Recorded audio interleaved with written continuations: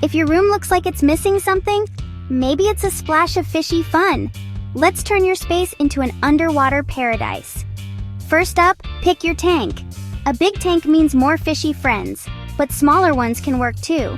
Just make sure it fits in your space. Next, rinse everything. Tank, gravel, decorations, so it's squeaky clean. But no soap.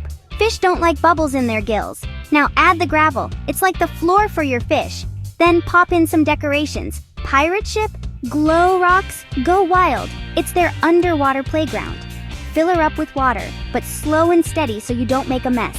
Add some water conditioner. It's like magic to make tap water safe for fish. Time for the filter and heater.